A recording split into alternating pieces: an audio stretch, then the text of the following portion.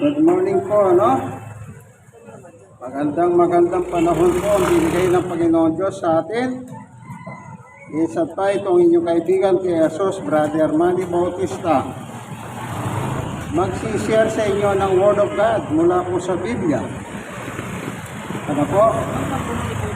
Ang gamit kong Biblia, Magandang Balita Biblia, Catholic Edition, galing po sa preso sa Manila City Jail.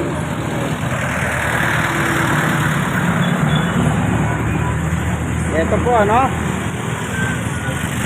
Yan. Panginoon Diyos, samahan mo po kami sa aming pagbubulay ng iyong salita. Sapagkat ang iyong salita ay napakahalaga. Sapagkat binanggit mo po sa banal na kasulatan na dapat ipangaral ang salita mo sa lahat ng mga tao. Ano man po ang kalagayan ng mga tao, mayaman man o mahirap, ang sabi mo, sama-sama kayong makinig. Ano po? Awit 49, verse 1 and 2. Kaya, ano man po ang inyong ginagawa, bigyan talaga po ninyo ang salita ng Diyos. Sapagkat tayo pong mga tao, habang tayo nabubuhay sa mundong ito, kailangan natin yan. Sabi nga ng Panginoong Yesus, ang tao hindi lang nabubuhay sa pagkain araw-araw, kundi mabuhay ka sa salita ng Diyos araw-araw. Kaya ganun po kahalaga ang salita ng Diyos. Ano po? Ipinag-uutos mismo ng ating Panginoong Jesucristo. Ano po? Minsan pa nandito po tayo sa retail market. Ayan po, ano? Retail market.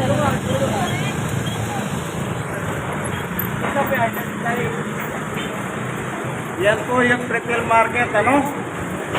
Ito po ang inyong kaibigan kay Jesus, Brother Manny Bautista.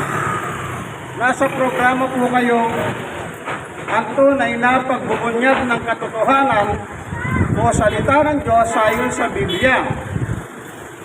Bakit Biblia po ang ginagamit natin? Sapagkat ang Biblia po, dito po nakatala ang turo at aral ng Panginoon Diyos.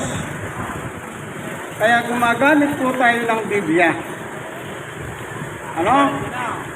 Kaya tayo, Panginoon Diyos, samahan mo po kami sa aming pagbubulay ng iyong salita. Buksan mo po ang mga puso ng bawat isa.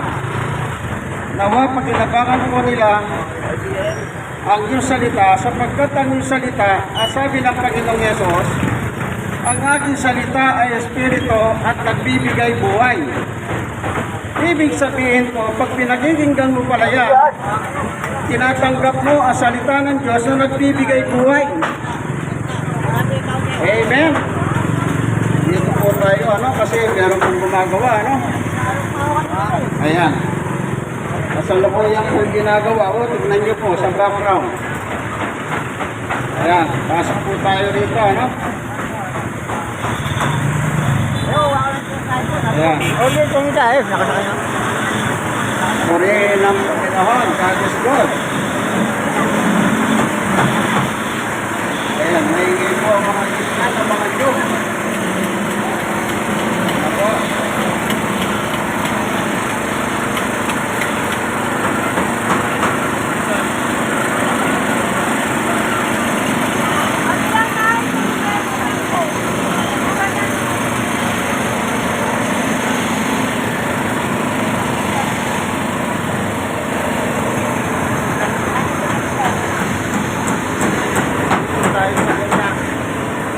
Kasi hindi gumagawa, nagiginawa nyo lang ako. Ayan.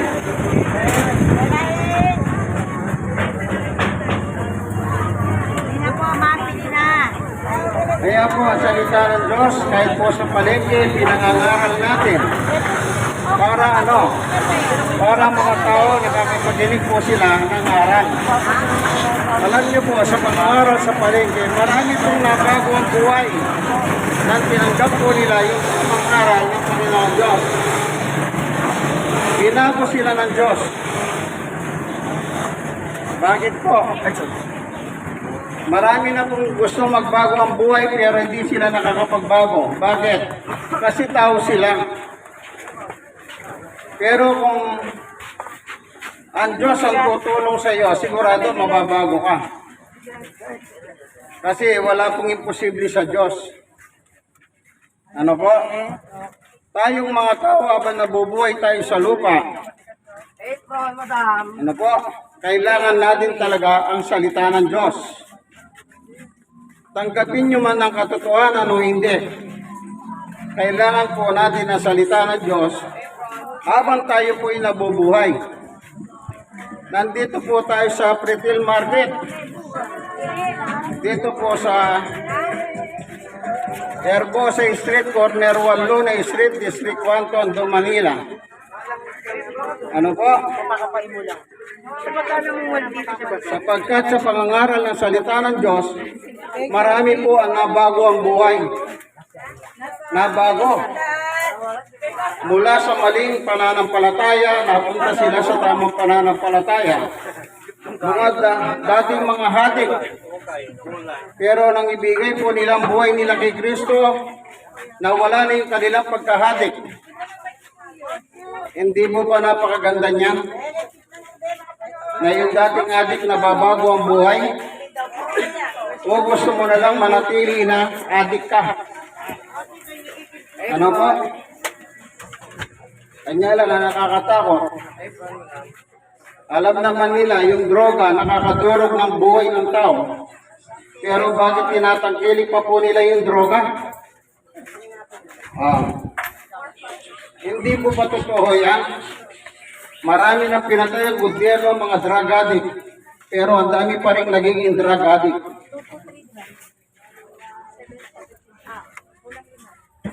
Hindi po ba totoo yan? Yan. Magbabasa po tayo ng Biblia. Naglalakad po tayo, nasa Pretil Public Market tayo. Amen po ba? Amen. Ganito po ang nakalagay sa banal na kasulatan.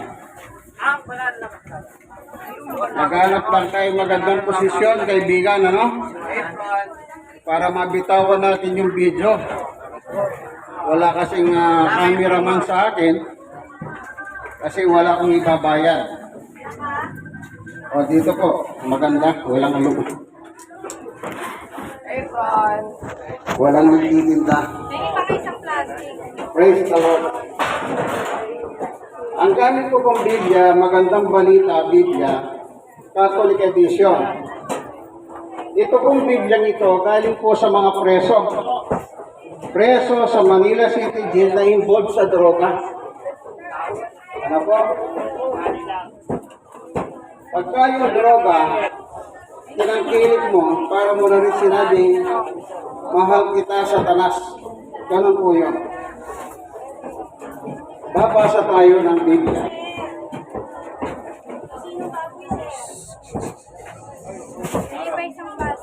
Ganito po nakalagay. Efeso 2:1 at saka 2.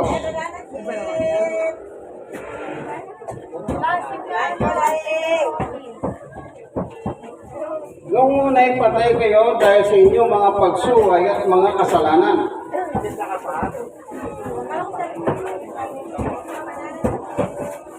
Sinunod ninyo noon ang masamang takbo ng mundong ito at napailalim kayo sa pinuno ng mga kapangyarihan sa ipapawid. Ang Espiritong naghahari sa mga taong ayaw pasakot sa Diyos. Yes. Ang totoo, tayong lahat ay dati ring namumuhay ayon sa pagnanasa ng ating laman at sumusunod sa mga hilig ng katawan at pag-iisip. Kaya't sa ating likas na kalagayan, kabilang tayo sa mga taong kinapupuhutan ng Diyos. Maliwanag po, ano? Meron po palang taong kinapupuhutan ng Diyos. Bakit sinasabi ng mga tao, mahal tayo ng Diyos? Sabi ni Pablo, may kinapupuhutan ng Diyos eh. Sino po yung kinapupuhutan ng Diyos? Yahong nabubuhay sa laman. Pag sinabi pong nabubuhay sa laman, ang yung physical na pangangatawan, ang yung pinaliligaya. Droga, bisyo, alak, pagmumura, marites. Lahat yan, maligaya ka. Ano po? Kaya po, ang sabi ni Pablo, nabubuhay ka sa kasalanan. Ikaw ay nasa ilalim ng kapangyarihan ng diablo. Ano po? Nasa ilalim ka ng kapangyarihan ng diablo, ang sabi niya. Ang diablo! Purihin ang Panginoon. Lagi niyo pong tandaan, ang salita ng Diyos talagang masakit. Si Jesus po sa pangangaral niya, pinatay siya eh. Ano po? Talagang masakit ang salita ng Diyos kasi totoo ang sinasabi ng Diyos. Pero kung tatanggapin mo naman ang salita ng Diyos, mababago ka. Yung isang membro ng pamilya na walang niya, na halos pinagagalitan siya ng kanyang magulang at sa barangay nila. Pero nang mabago ang buhay niya, nakapaginig siya ng salita ng Diyos, hindi pa napakasaya nila. Sino ang unang maging masaya kapag ikaw ay mabago ang buhay mo? Hindi po bang pamilya mo? Pero ang tao po, pag nakakapakinig sila ng salita ng Diyos, nagmumura sila. Yan mo makikita na kinakasangkapan sila ng diablo. Tama si Pablo. Mabubuhay kayo sa ilalim ng kapangyarihan ni Satanas. Efeso 2:1, 2:3, 1. Nandito po tayo sa retail market. Ano po? Ayan. Nasa Wallona Street po tayo. Itong kinatatayuan ko, Wallona Street. District 1, Tondo, Manila. Ayan, balik tayo, Ano ba ang kalagayan ng tao kapag nabubuhay siya sa kasalanan? Tingnan pa po natin ang surat ni Apostol Pablo tungkol sa mga taong nabubuhay sa kasalanan. Ano po ang sabi ni Apostol Pablo sa mga ganitong tao? Sila ba'y mabubuting tao? O sila ba'y masasamang tao? Mas mahinam po basahin natin ang Biblia para hindi po tayo mapagbintangan na mayabang o nagmamagaling sa publiko. Ano po? Basahin natin ang sinabi ni Apostol Pablo. Purihin ang Panginoon. Ganito po, ilalagay lang natin ang kasi po wala po akong cameraman, wala akong pambayad. Ayan. Mister, pwedeng itayo ko lang ito. Babasa lang akong Biblia dito. Thank you. Buti mabait na lang si ate. Yung iba, hindi sila pumapayag na nilalagay po yung video eh. Sa ibang palengke, pinagtatabuyan ako. Sabi ko sa kanila, bakit pag-ahari nyo ba ito? Taxpayer ako. Ang nagpatayo ng kalsada ako. Kasi nagbabayad ako ng fees. Wala na siyang magawa. Ikaw naghahanap buhay ka dito sa palengke, nagbabayad ka ng fees ka sa kanya. Samantalang yung kalsada na pinatayo ng mga taxpayer, ginagamit ko. Sa Divisoria, sinabi ko yan sa mga mayayabang. So, wala silang magawa.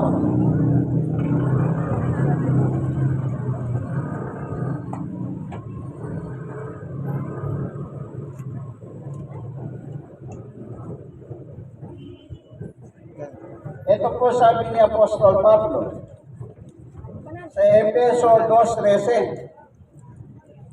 Anong kilo, be? Ha? Basahin ko po ano? O 12. Luhoy na bubuhay kayo sa mundo na walang pag-asa at walang Diyos.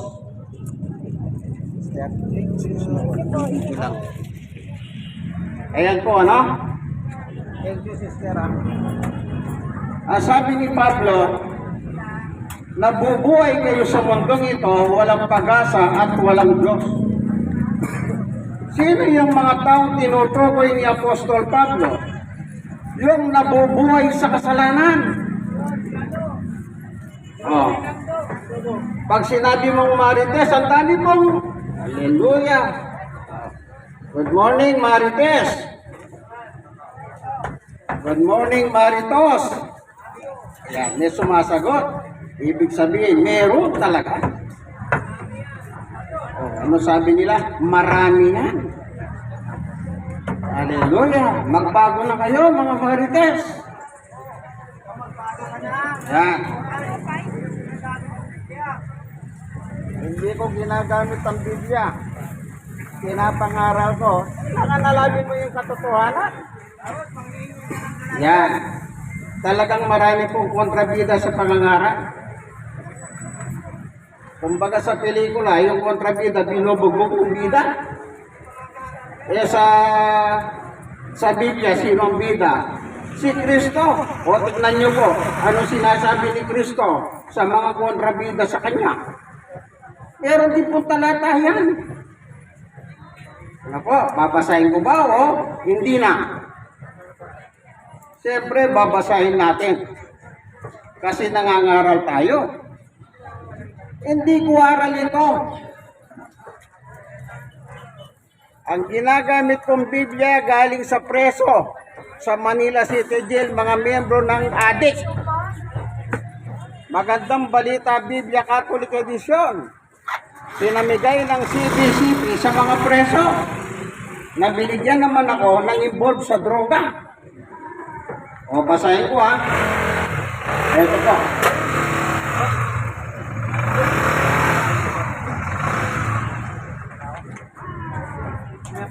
Purihin ang Panginoon. Ganito ang sabi ni Jesus sa mga laban sa Kanya. O, ilalagay natin dito. Ayan.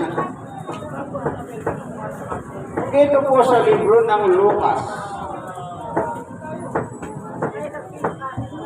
Meron pong sinabi si Jesus sa kanyang panahon nang siya'y nangangaral.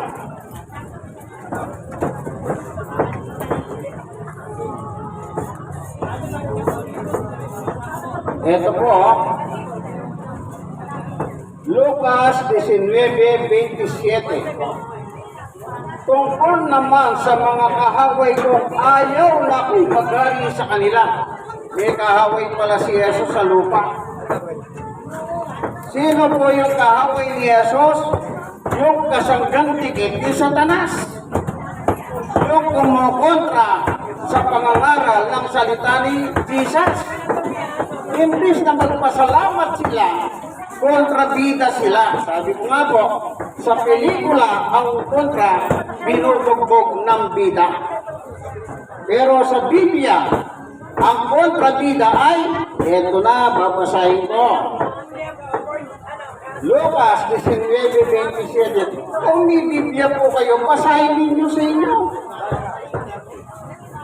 Tungkol naman sa mga kahaway ko, ayaw na ako'y magari sa kanila, dalhin ninyo sila rito at patayin sa harap ko. Maliwanag po, ano? Papatayin sila ni Jesus. Kahit nananalangin ka, kahit tumatawag ka sa Kanya, pero kumukontra ka sa pangangaral ng salita ng Diyos, ang totoo niyan, barkada mo si Satanas. Kasi kung kay Kristo ka, dapat matuwa ka. At may nangangaral sa inyo sa dakong ito. Pero hindi. Nagmumura pa kayo. Palamura kayo. Sino bang lumalang sa tao? ang Diyos. Pag minura mo kapwa-tao mo, minura mo yung gumawa sa kapwa mo. Sino yun? Ang Diyos. Kaya kasalanan niya. Kawikahan 14:21, Kawikahan 14:31. Yan lang, magsalita ka ng hindi maganda sa kapwa mo, masama na sa Diyos yan. Kaya mumurahin mo pa ako. Talagang masama kang tao. Kahit magandang lalaki ka pa. Kahit magandang babae ka pa. Maraming sumagot, mukhang maraming magandang lalaki at magandang babae dito. Ano po? Ayan. Yung mga kumukontra kay Jesus, ang sabi niya, dalhin nyo sila rito at patahin sa harap ko. Isipin nyo po yan. Hindi po kayo pinapatay sa pamamagitan ng baril, ng kutsilyo, ng itak, kung anuman matalas. Ang kamatayan ko na tinutukoy doon ay walang iba, kundi yung pupunta ka sa apoy ng impyerno. Wala pong purgatorio. Impyerno.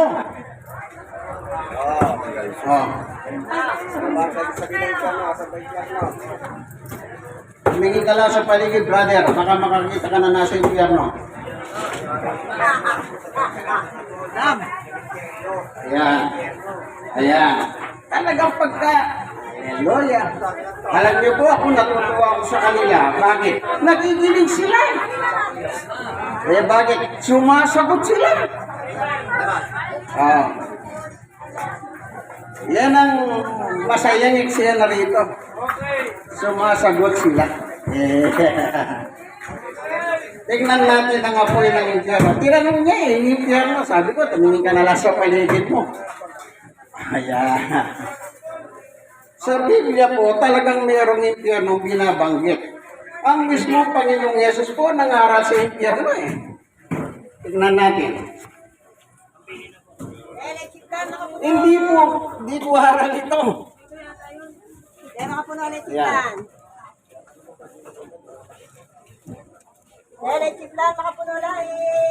Ang sabi ng Panginoong Yesus,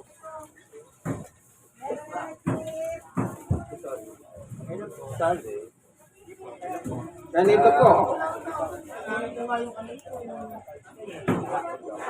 Basahin po natin Marcos 9:42. Mabuti pa sa isang tao ang siya'y bitinin sa liheg ng isang malaking gilingang bato at itapos sa dagat kaysa maging sanhi ng pagkakasala ng isang.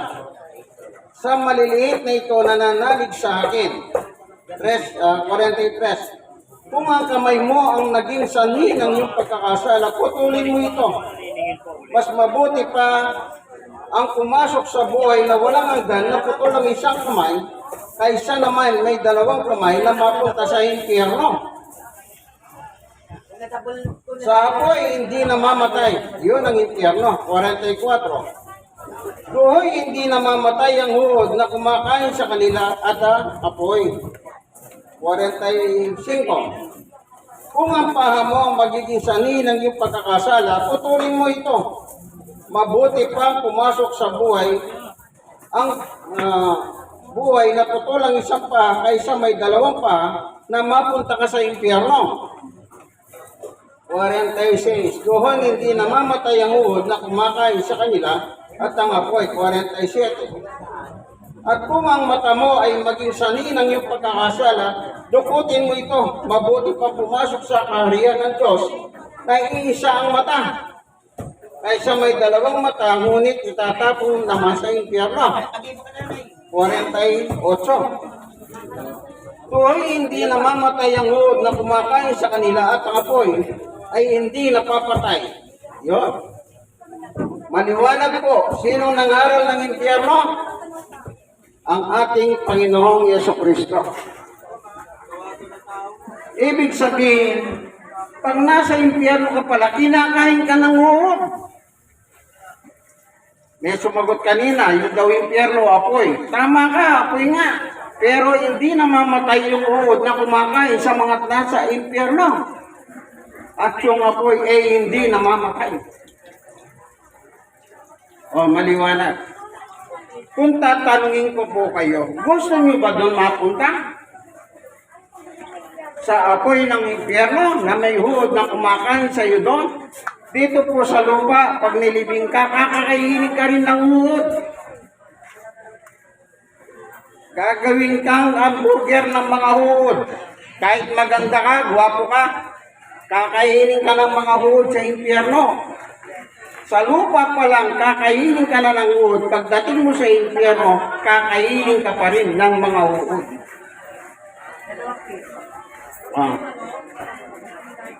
Kaya dapat ang buhay natin, kung tayo nabubuhay sa walang pananampalataya, baguhin na po natin ang buhay natin.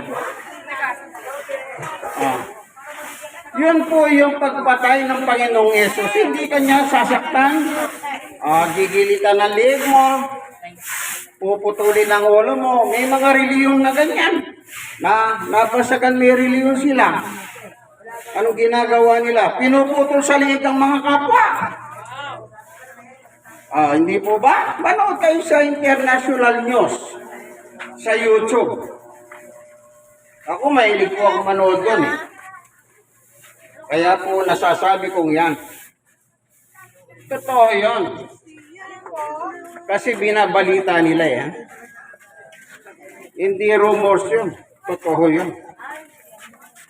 Kaya sabi ni Apostol Pablo, yung nabubuhay sa mundo, sa kasalanan, ikaw ay nasa ilalim ng kapangyarihan ni Satanas. Ang Diyos mo si Satanas.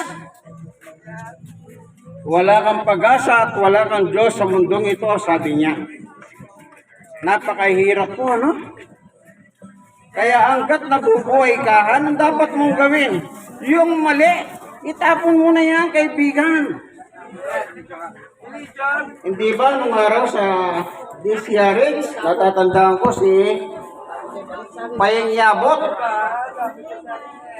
tingala si San Gilos, itapon ng masama at pulutin ng mabuti. O hindi po ba napakaganda? Yung mabuti pulutin mo, yung masama itapon mo. Ang problema, masama na nga, ayaw mo pang itapon. O halimbawa, palamura ka na, pinuna ka, pare, lagi ka nagmumura.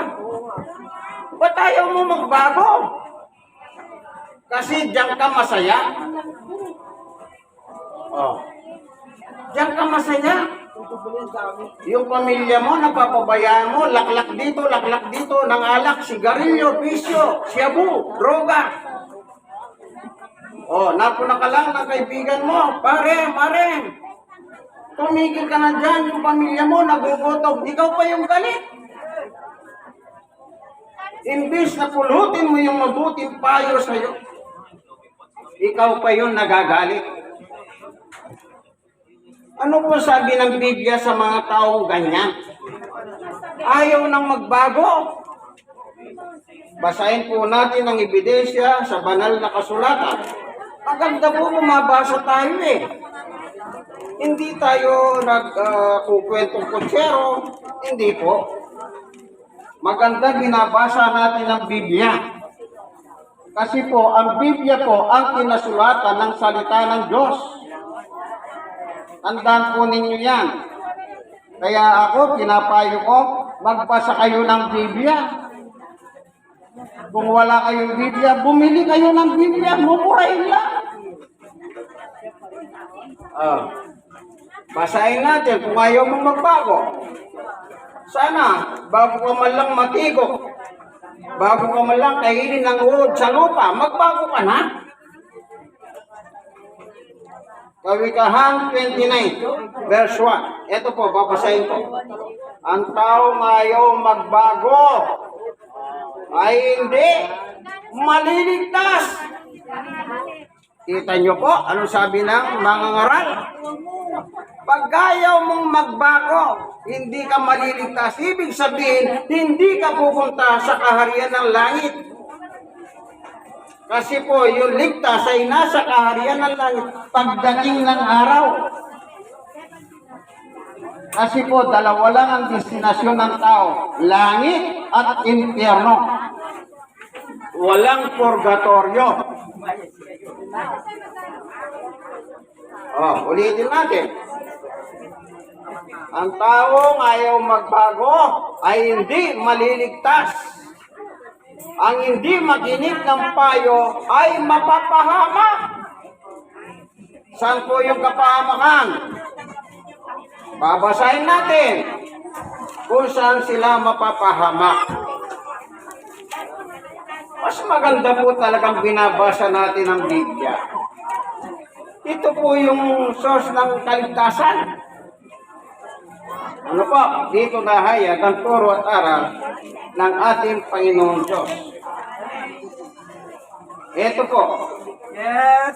Pahayag 21:8. Subalit, para naman sa mga duwag, mga taksil, mga gumagawa ng kasuklam-suklam na bagay, mga mamamatay tao, mga nakikiyapid, mga mangkukulam, mga sumasamba sa Diyos-Diyosan, at sa lahat ng mga sinungaling, ang magiging bahagi nila sa lawa ng nagliliyab na apoy at asupre, ito ang pangalawang kamatayan. Ito po yung parusa. Pero meron naman pong solusyon dyan Hanggat nabubuhay ka, yung kapahamakan sa impyerno, pwede pong malunasan. Narito po ang sulat ni Juan. Basahin po natin. Juan. Basahin po natin, 1:3-16. Sapagkat gayon na lamang ang pag-ibig ng Diyos sa mga sangkatauhan, kaya't ibinigay niya kanyang kaisa-isang anak, upang sino man sumampalataya sa kanya ay hindi mapahamak, kundi magkaroon ng buhay na walang hanggan. Amen! Napakaliwanag po, Meron palang solusyon sa mga mapapahamak. Ano yun? Sasampalataya ka lang kay Jesus Wala tayong dinagdag, wala tayong binawas dyan. Ano ang solusyon sa mga mapapahamak? Tanggapin, isuko nyo ang buhay nyo kay Kristo. Ang anak ng Diyos na buhay na tagapagligtas na pinadala dito sa ating mundo na kinalalagyan. Kung hindi po pinadala si Jesus, lahat tayo pa impyerno. Kahit anong gawin mo, magpaganda ka, magpagwapo ka, impyerno ka. Magpayaman ka. Pag namatay ka, wala ka naman madadala sa kayamanan mo Pag-aaway lang ng iyong tagapagmana yan. Magpapatayan sila kasi hindi ka timbang. Hallelujah. Hindi ka patas. Tandaan niyo po yan. Ang Biblia po nagsasalita ng katotohanan. Kaya sabi ng mga ngaral, ang ayaw magbago ay hindi maliligtas. At ano pa? Mapapahamak ka. Saan daw ang kapahamakan? Sa dako ng impyerno. Ano ang impyerno? Apoy na hindi namamatay, sabi ni Jesus, at may uod na kumakain sa iyo doon. Isipin mo, pag namatay ka, ilalagay ka sa sementeryo. Sino kakain sa iyo? Uod. Yung uod, mamamatay din yun pagkatapos kanilang kainin pag nauubos ka. Kahit maganda ka, lalantakan ka ng mga uod sa sementeryo. Kahit guwapo ka, gagawang ka na lang hamburger. Pag nasa impyerno ka, meron pa rin uod na kumakain sa iyo. Kanya lang ang uod sa impyerno, hindi namamatay. Pero yung uod na kakain sa iyo sa sementeryo, mamamatay yun pag wala na makain. Naintindihan niyo po ba yan? Oh. Pag nakakita kayong piste ng daga, inuod, buhusan nyo ng gasolina, sunugin nyo. Mamamatay ba yung uod o hindi? Mamamatay. Pero sabi ni Jesus, basahin natin. Yung iba po, nung araw, meron akong profesor. Sabi niya sa akin, bakit daw tinatakot namin ang mga hapon? Hapon? Japan. Kasi may pangangaral po kami sa Japan. Bakit daw namin sinasabi mapupunta sa impyerno ang mga hapon? Hindi po kami nangaral ng impyerno, si Jesus ang nangaral. Binasa lang po namin sa Biblia. Kaya, sabi ng profesor ko noon, parang hindi, agay siya sa aming pangangaral. Hindi niya alam, may dala akong Biblia. Nag-aaral ako, may dala akong Biblia. Nilabas ko po ang Biblia ko, ito ikaw na lang ang magbasa ng impyerno ka ako. Nagulat yung profesor ko may dala akong Biblia. Anong sabi niya? Ikaw na lang ang magbasa. Kita nyo po? O ngayon, babasahin naman natin. Lagay lang natin ang camera, no?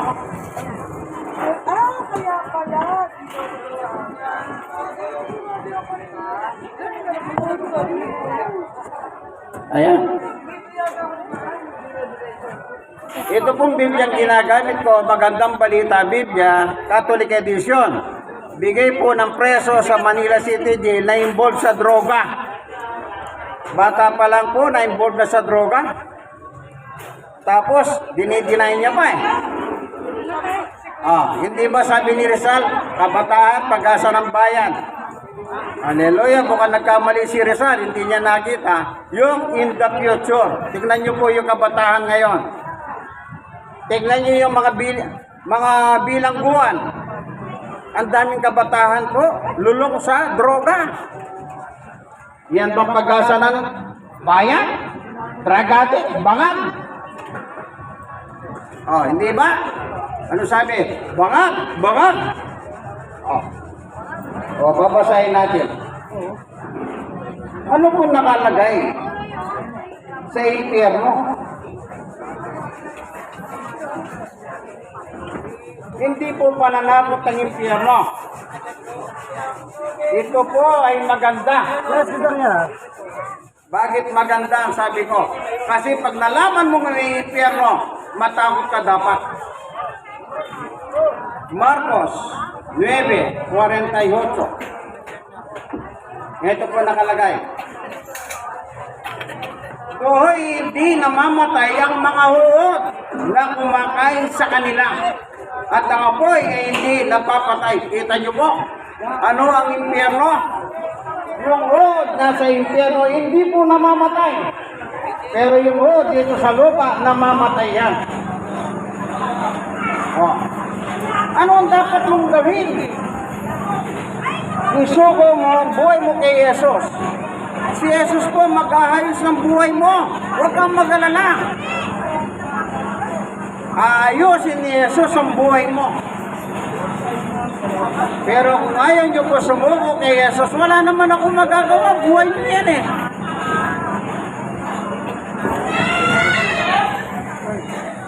Buhay niyo yan kung ayaw nyo sumuko kay Jesus. Pero ako, sinuko ko na buhay ko kay Jesus. Bakit? Gusto kong makarating sa langit. Ayaw kong mapunta sa apoy ng impyerno. Hindi purgatorio, impyernong binanggit. Yung iba reliyon. Ang binabanggit, purgatorio. O sino yung nagturo ng purgatorio? Tao. Tinuro pa ni Jesus yan? Hindi. Binasa ko, impyerno, sabi ni Jesus Purihin ng Panginoon. God is good. Kaya tatandaan po natin habang nabubuhay tayo sa mundong ito, tanggapin po ninyo ang magandang regalo ng Diyos. Ang kaligtasan. 1:16.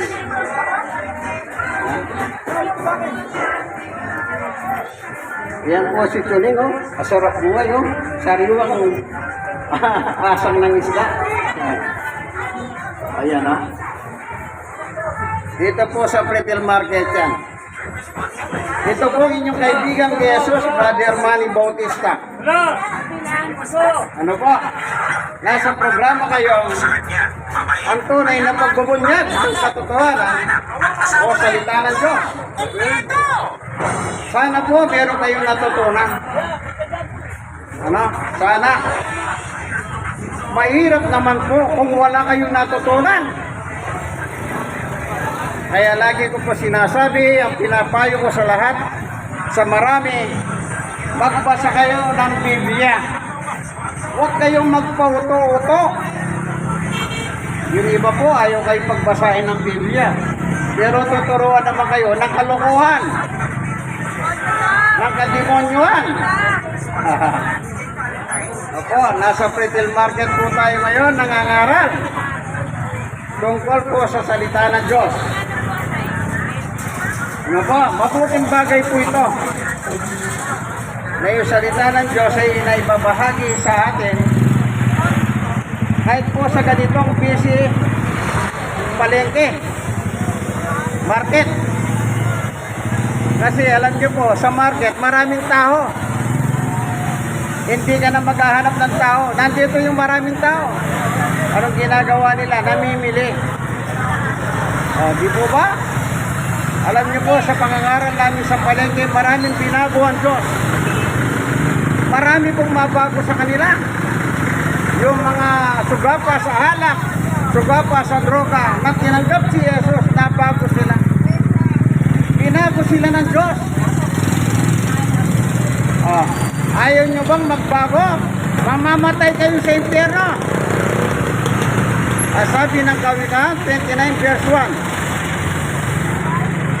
Hindi ako may sabi niyan, kababasa ko lang kanina. Tandaan po natin, ang salita ng Diyos ay masakit. Hindi lang masakit, napakasakit talaga. Kaya nga po minumura nila ako eh. Oh, noong nakapasok ko sa gitna ng palengke, minumura ako. Ang tawag sa akin, demonyo. Isipin nyo, nangangaral ako, tinatawag nila akong demonyo. Hindi naman nangaral ang demonyo nung araw eh. Oh, ano pang ginawa? Minura pa ako. Hallelujah. Alam niyo po, dito sa lupa maraming anak si Satanas. Paano mo makikilala si Satanas? Tingnan mo ang ugali mo, kaibigan. Kung palamura ka, ikaw na nga yan, si Satanas. Kung marites ka, marites. O, alam niyo ba anong ibig sabihin ng marites? Daldalero. Oh, kapatid ng maritos. Alam niyo po, mga nabubuhay sa bisyo, alak, sigarilyo, sugal. Kaya nga sa Las Vegas, ang Las Vegas pubad ng kasalanan. Noong araw gusto nilang magtayo ng Las Vegas sa Pilipinas noon. Buti di natuloy. Oo, noong araw nagbalak po magtayo ng Las Vegas sa Pilipinas. Ibig sabihin magtatayo sila ng kapangyarihan ni Satanas. Kesa pa, ito po ang inyong kaibigan kay Jesus, Brother Manny Bautista. Nasa programa po tayong ang tunay na pagbubunyag ng katotohanan o salita ng Diyos ayon sa Biblia o kasulatan. Kaibigan, yan. Like ng like, share ng share. I-share nyo po sa marami. Mas mabuti pong matutunan ng tao ang mag-share ng salita ng Diyos kesa nag-share ka na kung ano-ano lang sinishare mo. Baka akala po away. Purihin ang Panginoon. God is good.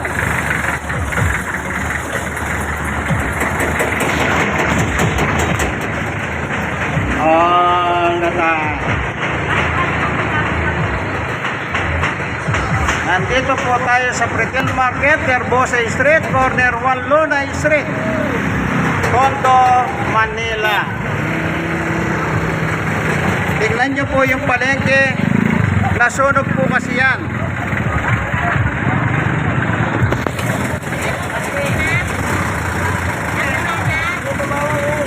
Ayan o. Tinitibag na po yung dating palengke kasi pagagawa na ng gobyerno. Dahil wala pa pong palengke, dito muna sila sa palengke sa kalsada.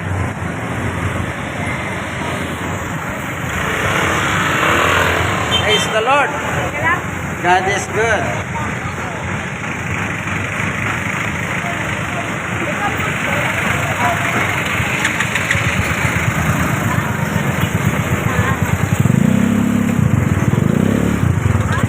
Panginoon Diyos, maraming salamat po sa iyo, Panginoon Diyos, sa iyong pagtuturo sa amin sa umagang ito, na kami mga tao po, pag nabuhay kami sa kasalanan, wala na po kami pag-asa at wala pa kaming Diyos sa mundong ito. Ang nabubuhay sa kasalanan ay nabubuhay kasama si Satanas at sila po ay papuntang impyerno. Mateo 25:41. Sana po buksan mo po ang mga puso at isip ng mga tao sa dakong ito. Isuko ang buhay nila sa iyong anak na si Jesus. Sapagkat si Jesus lang po ang pwedeng magpabago ng aming buhay. Gaya na sabi ng Panginoong Jesus, "Come to me, all of you." Lahat kayong may problema sa buhay, sabi ni Jesus, lapit kayo sa akin. Mateo 11:28. Nag-iimbita po ang Panginoong Jesus sa inyo. Iniimbitahan po ni Jesus ang mga tao na gusto po ng magbago sa buhay. Kung kayo lang ang magbabago, hindi nyo mababago yan. Marami nang nangarap magbago pero hindi po sila nababago. Ang nababago lang po, totoo lang, sa kalendaryo. Kada bagong taon, bagong kalendaryo po. Ano? Kaya tatandahan natin yun. Si nanay nagpakawala ng pagmumura.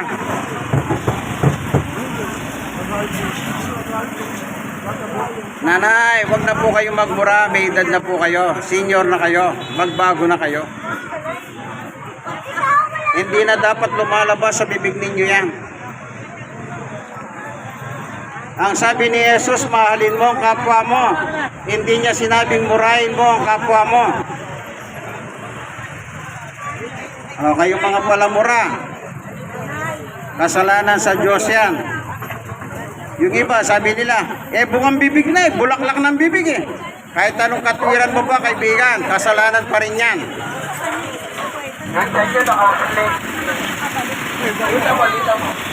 Opo, hanggang dito na lamang, kaibigan. Like and share. Nasa Pretil Public Market po tayo. Ano po? District 1, Tondo, Manila. God bless us all.